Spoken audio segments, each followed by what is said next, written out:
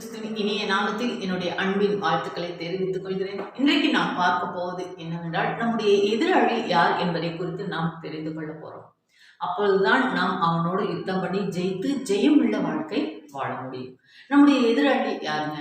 பக்கத்து வீடு, அடுத்த வீடு, சொந்தக்காரங்க, சண்டைக்காரங்க, அதெல்லாம் கிடையாதுங்க. எபேசியர் 6ஆம் அதிகாரம் 12ஆம் வசனத்தில் மாம்சத்தோடும் இரத்தத்தோடும் அல்ல என்று பார்க்கிறோம்.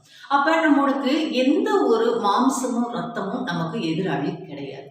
அப்ப நம்முடைய எதிராளி யார் என்பதை வேதத்தின் அடிப்படையில் பார்க்கலாம். 1 பேதுரு 5ஆம் அதிகாரம் 8ஆம் வசனத்தில் உங்கள் எதிராளி ஆகிய பிசாசானவன். அப்ப நம்முடைய எதிராளி யாருங்க? சாத்தான். இந்த சாத்தானை பற்றி அறிந்து கொள்ள வேண்டுமென்றால் ஏசாயா 14ஆம் அதிகாரத்திலும் எசேக்கியேல் 28ஆம் அதிகாரத்திலும் படித்து பார்த்து தெரிந்து கொள்ளலாம். இந்த சாத்தானானவன் ஆண்டவருடைய ஆராதனை கூட்டத்தின் தலைவனாக இருந்த லூசிபர் என்கிற ஒரு தலைமை தூதன். அவன் ஆண்டவருடைய ஆராதனை கூட்டத்தில் இருக்கும்போது அவனுடைய அழகை குறித்து வர்ணிக்கப்பட்டிருக்கு. அவன் விசித்திரமாய் செய்யப்பட்ட முத்திரை மோதிரம், ஞானத்தால் நிறைந்தவன், பூரண அழகுள்ளவன் என்று அவனுடைய அழகை குறித்து இன்னும் நிறைய சொல்லப்பட்டிருக்கிறது. அவன் அதனாலே என்னமோ அவனுக்கு பெருமை வந்தது. அவன் நினைக்கிறான், ஏசாயா 14ஆம் அதிகாரத்தில் சொல்லப்பட்டிருக்கு, நான் மேகங்கள் மேலாக உன்னதங்களில் ஏறுவேன், உன்னதமானவருக்கு ஒப்பாவேன் என்று அவன் இருதயத்தில் பெருமை கொள்ள நினைத்த போதே ஆண்டவர் அவனை கீழே தள்ளிவிடுகிறார்.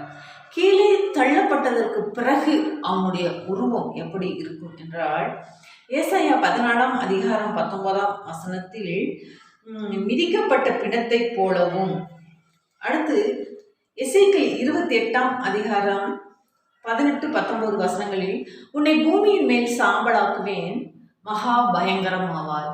அப்ப சாத்தானுடைய உருவம் கீழே தள்ளப்பட்டதுக்கு அப்புறம் மகா பயங்கரமாக விசித்திரமான ஒரு உருவமாக அவன் இருக்கிறான். அதனாலதான் அவன் மனிதர்கள் முன்பாக நேரடியாக வரமாட்டான். அவன் மனிதர்களை தாக்க வேண்டும் என்றால், ஒன்று மனிதனுக்குள் புகுந்து வருவான், இரண்டாவதாக காற்றை போல வருவான். அப்படியாக வந்துதான் அவன் மனிதர்களை தாக்குகிறான். இப்ப நான் ரட்சிக்கப்படுவதற்கு முன்பாக நானே கூட பேசியிருக்கிறேன். இந்த கிறிஸ்தவர்கள் சாத்தான் என்கிறார்கள். இந்த சாத்தான் மனிதனை மட்டும்தான் தாக்குவானா? மற்ற விலங்குகள் எல்லாம் இரவுல திரிகிறது, அதையெல்லாம் தாக்க மாட்டானா?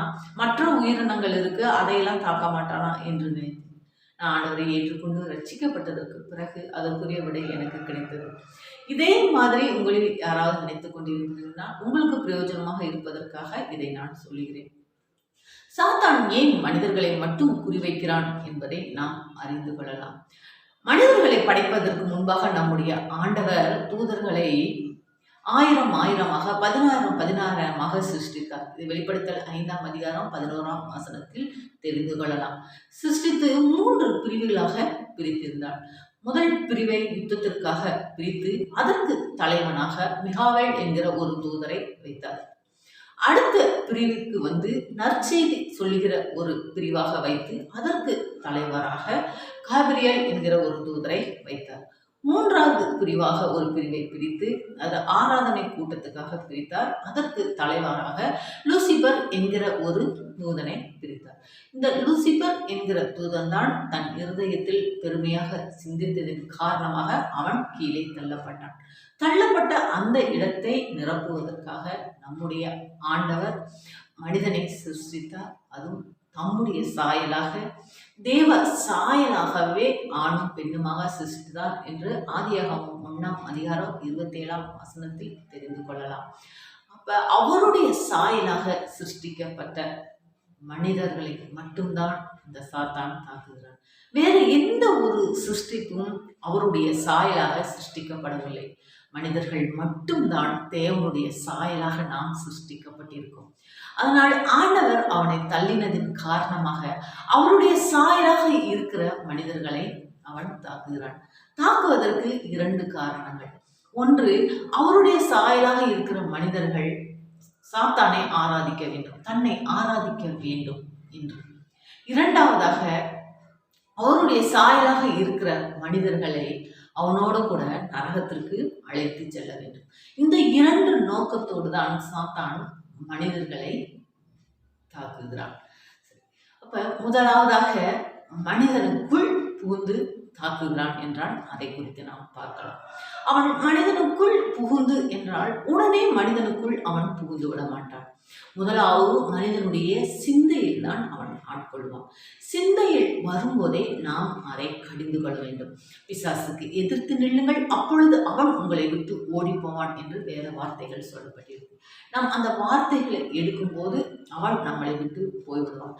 நாம் அப்படி அவனுக்கு இடம் கொடுத்து விட்டோம் என்றால் அவன் முதலாவது சிந்தனையில் வருவான், இரண்டாவதாக பலவீனப்படுத்துவான், மூன்றாவதாக அவன் நம்மை ஆட்கொண்டு பாவ காரியங்களை செய்ய வைத்து அவனுக்கு நம்மை அடிமையாக்கி விடுவான். இப்போ இதற்கு உதாரணமாக ஒரு காரியம் சொல்ல வேண்டும் என்றால், இப்போ 4 பேர் ஃப்ரெண்ட்ஸ் இருக்காங்க. அதில் ஒரு 3 பேர் ட்ரிங்க்ஸ் யூஸ் பண்ணுறாங்க, ஒருவர் ட்ரிங்க்ஸ் யூஸ் பண்ணவில்லை. அப்போ இந்த 3 பேரும் சேர்ந்து சொல்கிறாங்க, இந்த ஒன்ஸ் மட்டும் நீ குடிச்சு பாரு, இந்த ஒன்ஸ் மட்டும் நீ டேஸ்ட் பண்ணி பாரு அப்படின்னு சொல்கிறாங்க. இவர் வேண்டாம் என்று மறுக்கிறார். திரும்ப திரும்ப இவங்க போஸ்ட் பண்ணுறாங்கன்னு வைங்களேன். உடனே அவர் நினைக்கலாம், ஒன்ஸ் தானே நம்ம குடிச்சு பார்க்கலாம், டேஸ்ட் பண்ணி பார்க்கலாம் அப்படின்னு நினைக்கிறார் பாருங்க. அதுதான் அப்போதான் சாத்தான் சிந்தையில் வரான். அந்த நேரத்திலே நாம் கடிந்து கொள்ள வேண்டும். இல்லை நம்ம டேஸ்ட் பண்ணி குடிச்சு பார்க்கலான்னு குடிச்சிட்டாங்கன்னு வைங்களேன், அடுத்து பலவீனப்படுத்திடுவான். ஏன்னா அடுத்து அது இல்லாமல் என்னால் வேலை செய்ய முடியாது, கை கால்லாம் நடுங்குதுன்னு மது பிரியர்கள் சொல்கிறத நீங்கள் கேள்விப்பட்டிருப்பீங்க. அப்படியே சொல்லுவாங்க. அடுத்து மனிதனுக்குள் புகுந்து பாவ காரியங்களை செய்ய வைத்து தனக்கு அடிமையாக்கி கொள்வான். அதனால் சிந்தனைகள் வரும்போதே நாம் ஜெயம் எடுக்க பழகிக்கொள்ள வேண்டும். அந்த வேதத்தின் அடிப்படையில் யாருடைய சிந்தனையில் நுழைந்தான், யாருக்குள் நுழைந்தான் என்பதை குறித்தும் நாம் பார்க்கலாம். மத்தேயு 16ஆம் அதிகாரம் 21 to 23 வசனங்களில் பார்க்கலாம். இயேசு சிலுவை மரணத்தை குறித்து சொல்லுவார். உடனே பேதுரு, இந்த காரியம் உமக்கு நேரிடக்கூடாதே அப்படின்னு இயேசுவை கடிந்து கொள்வார். உடனே இயேசு பார்த்து பேதுருவை சொல்லல, பேதுருக்குள் இருந்த சாத்தானுடைய ஆவியை அறிந்தவராய், எனக்கு இடரலாய் இருக்கிறாய், எனக்கு பின்னாக போ சாத்தானே என்று சாத்தானுடைய ஆவியை அவர் கடிந்து கொள்வார். அதே போலதான் நாமும் சிந்தனையில் வரும்போதே கடிந்து கொள்ளக்கூடியவர்களாக இருக்க வேண்டும். அடுத்ததாக எந்த மனிதனுக்குள் சாத்தான் புகுந்தான் என்று பார்க்கலாம். லூக்கா 22ஆம் அதிகாரம் 3ஆம் வசனத்தில் யூதாசுக்குள் சாத்தான் புகுந்தான் என்று பார்க்கிறோம். யூதாசுக்குள் சாத்தான் புகுந்ததினால்தான் நம்முடைய ஆண்டவராகிய இயேசுவை காட்டி கொடுத்து விடுவான். காட்டி கொடுத்து விட்டதற்கு பிறகு நான் குற்றமில்லாத ரத்தத்தை காட்டி கொடுத்தேனே, பாவம் செய்தேனே என்று நினைப்பான். ஆனால் மன்னிப்பு என்கிற ஒன்றை கேட்க மாட்டான். அவன் மன்னிப்பு கேட்டிருந்தால் நம்முடைய ஆண்டவர் மன்னிக்க கிருபையுள்ளவராக இருக்கிறார். ஆனால் அவனுக்குள் இருந்த சாத்தான் மன்னிப்பு என்கிற ஒன்றை கேட்க விடாமல் பாவம் என்பதை நினைத்தான். அப்படியே போய் அவன் நாண்டு கொண்டு இறந்து விடுவான். அதனால் அவனுக்குள் சாத்தான் ஒன்று இருந்ததனால் அவனை மன்னிப்பு என்கிற ஒன்றை கேட்கவே விடவில்லை. அதனாலதான் சாத்தான் மனிதனுக்குள் புகுந்து மனிதனையே கொள்ளுகிறான். ஏன்னா இப்போ ரீசெண்டாக கூட கேள்விப்பட்டிருக்கோம், 2 பிள்ளைங்களை நரபலி கொடுத்தாங்க அப்படின்னு. அதனால நாம் எப்பயுமே சிந்தனையில் நுழையும் போதே அதை நாம் ஜெயம் எடுக்க பழகிக் கொள்ள வேண்டும். அடுத்ததாக காற்றை போல வருவான் என்று இப்போ இதை வேதத்தின் அடிப்படையிலே பார்க்கலாம். இயேசு சீசர்களோடு படகுல போகும்போது எதிர்காற்றின் காரணமாக அலைகள் கொந்தளித்து படகு மூழ்கத்தக்கதாக இருக்கும்போது நம்முடைய ஆண்டவராகிய இயேசு காற்றை அதட்டினார்கள். உடனே அது கீழ்ப்படிந்து அமைதலாயிற்று. நம்முடைய ஆண்டவர் தான் காற்றை சிருஷ்டித்தார். ஆமோஸ் 4:13ஆம் வசனத்தில் பார்க்கலாம், காற்றை சிருஷ்டித்தவரும் அப்படி. அப்ப காற்றை சிருஷ்டித்தவருக்கு எதிராகவே காற்று வந்தது என்றால் அது சாத்தானுடையது. இப்ப இதுக்கு உதாரணமாக பார்க்கலாம், நம்முடைய ஆண்டவர் தீர்க்கதரிசிகளை எழுப்பினால் சாத்தான் கள்ள தீர்க்கதரிசிகளை எழுப்புறான். ஏன் நம்முடைய நாட்டில் நல்ல நோட்டுகளை அச்சடிச்சாங்கன்னா ஒரு கூட்டம் இன்னும் கள்ள நோட்டுகளை தான் அச்சடிச்சுட்டு இருக்கு. தூதர்கள் எழுப்பினா அவன் ஒளியின் தூதனுடைய வேஷத்தை தரித்து கொண்டு வரான். சாத்தானுடைய தந்திரங்கள் நமக்கு தெரியாதது அல்லவே என்று 2 கொரிந்தியர் 2ஆம் அதிகாரம் 11ஆம் வசனத்தில் சொல்லப்பட்டிருக்கு. அப்ப சாத்தானுடைய தந்திரங்களை நாம் அறிந்து கொள்ள வேண்டும். மற்றும் மத்தேயு 14ஆம் அதிகாரத்தில் கடல் மேல் நடந்த பேதுரு கூட காற்றை பார்த்து பயந்து அமிழ்ந்து போகையில், அப்ப எதிர் காற்றாய் வந்தது சாத்தானுடைய காற்று. அதை பார்த்து பேதுரு பயப்படும் போதே அது சாத்தானுடைய செயல்தான். அப்ப நம்ம காற்றை போல வருகிற இந்த சாத்தானை நாம் எப்படி முறியடிப்பது, மனிதனுக்குள் வருகிற சாத்தானை நாம் எப்படி முறியடித்து ஜெயம் எடுப்பது என்பதை குறித்து நாம் பார்க்கலாம். மத்தேயு 8ஆம் அதிகாரம் 16ஆம் வசனத்தில் வார்த்தையினால் நம்முடைய ஆண்டவராக இயேசு கிறிஸ்து பிசாசுகளை துரத்தினார் என்று பார்க்கிறோம். இப்ப தேவ வசனமாகிய ஆவியின் பட்டயத்தை நாம் எடுத்துக்கொள்ள வேண்டும். அப்ப எடுத்துக்கொள்ளும் போது அவன் நம்மளை விட்டு ஓடி போவான். அதனால் நம்ம சிந்தையில வரும்போதே நாம் ஜெயம் எடுக்கவும் பழகிக்கொள்ள வேண்டும். அடுத்து அப்போஸ்தலர் 10ஆம் அதிகாரம் 38ஆம் வசனத்தில் பரிசுத்த ஆவியினாலும் வல்லமையினாலும் அபிஷேகத்துல பண்ணினார் என்று. அப்ப அவர் அபிஷேகத்துல நிரம்பி இருந்ததுனால அவர் பிசாசின் வல்லமைகளை முறியடிக்கிறவராக இருந்தார். அதனால் நாம் முதலாவது தேவ வசனமாகிய ஆவியின் பட்டயத்தை எடுத்துக்கொள்ள வேண்டும். பரிசுத்த ஆவியின் அபிஷேகத்தால் நாம் நிரம்பி இருக்கும்போது சாத்தானை நாம் ஜெயம் எடுக்க முடியும். இப்ப நம்ம வேதத்துல வார்த்தைகளை வசனங்களை எடுக்கிறோம், மனப்பாடம் பண்றோம். அந்த வார்த்தைகள் மூலம் நம்ம ஜெயம் பிடிக்கிறோம். ஏன்னா இப்ப பிசாசுக்கு எதிர்த்து நில்லுங்க, அவன் உங்களை விட்டு ஓடி போவான். அப்ப நீங்க நினைக்க நம்ம வார்த்தைகளை சொன்னா பிசாசு ஓடி போயிடுவான் அப்படின்னு நீங்க நினைக்க கூடாது. ஏனென்றால் வார்த்தைகள் வசனங்கள் பிசாசுக்கும் நன்றாக தெரியும். ஏன்னா மத்தேயு 4ஆம் அதிகாரத்தில் இயேசுவை மலையின் மேல் கொண்டு போய் நிறுத்தி வார்த்தையினால் அவரை சோதித்தான் என்று சோதனைக்காரன் என்று பார்க்கிறோம். அதனால் அவனுக்கும் வசனங்கள் தெரியும். அதனால் நீங்கள் வசனம் சொன்னோடனே அவன் ஓடி போயிடுவான் என்று நினைத்து விடக்கூடாது. ஏன்னா கர்த்தருக்கு பிரியமில்லாத பாவ காரியங்கள் உங்களுக்குள் இருந்ததென்றால் நீங்கள் வசனங்களை சொல்லி எதிர்த்து நின்றாலும் சாத்தான் போக மாட்டான். அப்ப நீங்க உங்களுக்குள் இருக்கிற சாத்தானுடைய பாவ காரியங்கள் இருந்தால் முதலில் அதை விட்டு வெளியே வர வேண்டும். அதன் பிறகு இருதயத்தில் உங்கள் ஆண்டவருடைய வசனங்களை நிரப்ப வேண்டும். கர்த்தருக்கு பிரியமாய் தன்னை வாழ ஒப்பு கொடுக்க வேண்டும். அதன் பிறகுதான் பிசாசுக்கு எதிர்த்து நிற்க வேண்டும். அப்பொழுது அவன் உங்களை விட்டு ஓடி போவான். இன்னும் ஒரு சிலர் சொல்லுவாங்க, நான் சரீர ரீதியாக நான் சாத்தான் என்னை தாக்குறான், நான் கஷ்டப்படுறேன், நான் ஆண்டவரை ஏற்றுக்கொண்டுட்டேன், ஆண்டவர் நான் கிறிஸ்தவனா தான் இருக்கிறேன், ஆனாலும் என் சரீரத்துல சாத்தான் தாக்குறான் அப்படின்னு சொல்லுவாங்க. அவங்களுக்கு அதுலேருந்து எப்படி விடுதலை பெறுறது அப்படின்னு சொன்னால், இப்போ நம்ம எந்த இடத்துல முதலாக எந்த இடத்துல நம்ம சாத்தானுக்கு இடம் கொடுத்தோம் அப்படின்னு நம்மை நாமே நிதானித்து பார்க்கணும். இல்லை அப்படின்னா ஆண்டவர்கிட்ட கேட்கணும், ஆண்டவரே எனக்கு உதவி செய்யுங்கப்பா அப்படின்னு. அப்போ அவர் வெளிப்படுத்தி காட்டுவார். அப்போ வெளிப்படுத்தி காட்டும்போது நாம் அந்த இடத்துல இயேசுவின் இரத்தத்தினாலே எனக்கும் சாத்தானுக்கும் உள்ள உடன்படிக்கையை உடைக்கிறேன், முறிக்கிறேன் அப்படின்னு சொல்லி நீங்க வாய் விட்டு திறந்து சொல்ல வேண்டும்.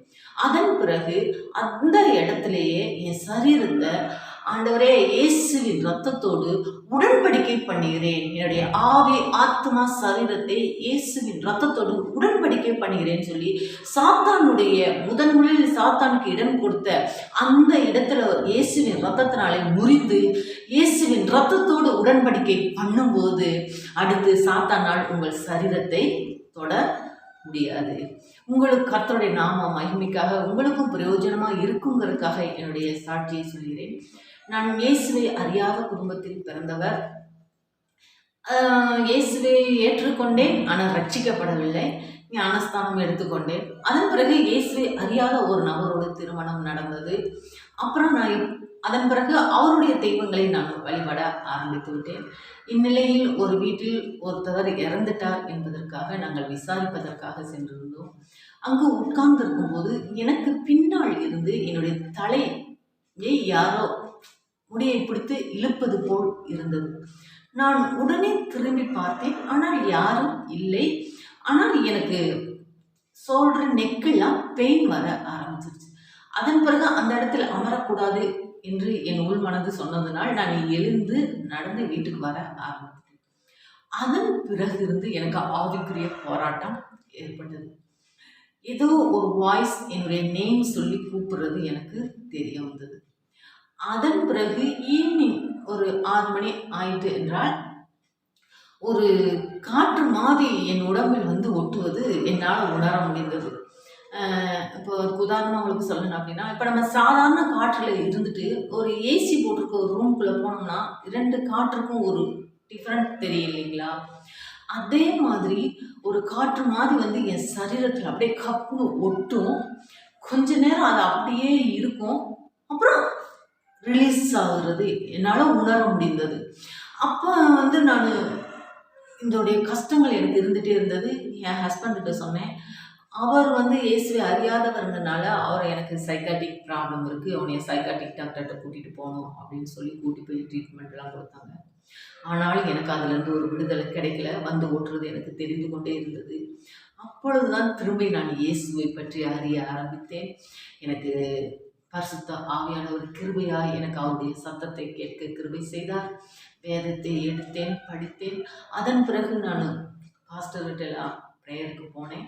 அவங்க இந்த வசனத்தை சொன்னாங்க, பிசாசுக்கு எதிர்த்து நில்லுங்கள், அப்பொழுது அவன் உங்களை விட்டு ஓடி போவான், நீங்கள் அந்த மாதிரி ப்ரேயர் பண்ணுங்கன்னு. நான் ப்ரேயர் பண்ண ஆரம்பித்தாதான் திரும்பியும் அது வந்து ஒட்டுறது எனக்கு தெரியும். அந்த வார்த்தையை சொன்னாலும் அது போகாது. அதுக்கப்புறம் ஆண்டவர்கிட்ட வந்து நான் அழுது ப்ரேயர் பண்ணும்போது ஆண்டவர் என்னை நடத்துறதை என்னால் உணர முடிந்தது. என்னுடைய பாவங்களை எல்லாம் அறிக்கையிட்டேன். அதன் பிறகு வார்த்தைகளை அதிகமாக என் இருதயத்தில் நிரப்புனேன். அந்த வார்த்தைகளை வாய்விட்டு சொல்ல ஆரம்பித்தேன். அப்புறம் நான் அபிஷேகம் பெற்றிருந்ததுனால திரும்பியும் பரிசுத்த ஆவியானவர் கிருபையாக என்னை அந்நிய பாஷை பேச வச்சு அபிஷேகத்தில் நிரப்புனார். ஆண்டவரே என்னை வழி நடத்தினதை என்னால் உணர முடிந்தது. அப்படி அபிஷேகத்துக்குள்ள நிரம்பி வந்ததுக்கு அப்புறம் எனக்கு ஆண்டவர் ஒரு சிஸ்டம் மூலமாக இந்த காரியத்தை எனக்கு வெளிப்படுத்தினாரு. உன் சரீரத்தில் நீ எந்த இடத்துல சாத்தானுக்கு இடம் கொடுத்த அந்த இடத்த இயேசுவின் ரத்தத்தினாலே முறித்து போடு, அந்த இடத்துல இயேசுவின் ரத்தத்தோடு உடன்படிக்கை பண்ணு அப்படின்னு. அதன் பிறகு நான் வாய்விட்டு ஆண்டவர்கிட்ட அதே மாதிரி நான் ஜெபம் பண்ணதற்கு பிறகு இப்ப இந்த உங்களோட பேசுறதுக்கு ஆண்டவர் கிருபையா ஆரோக்கியத்தோடு சுகத்தோடு உயிரோடு இந்த கர்த்தருடைய நாம மகிமைக்காக என்னை நிற்க வைத்திருக்கிறார். எனக்கு அருமையா எல்லா விதத்திலிருந்து எனக்கு விடுதலையை கொடுத்து என்னை ஜீவனோட வச்சிருக்கிறார். இந்த சாத்தானுடைய போராட்டம் இப்ப ஜனங்களுக்குள்ள இருக்கும். இப்ப சாத்தான்கிட்ட இருந்து நம்ம விடுதலை பெற வேணும்னா அது நம்முடைய ஆண்டவராகிய இயேசு கிறிஸ்துவின் ரத்தம் மட்டும்தான்.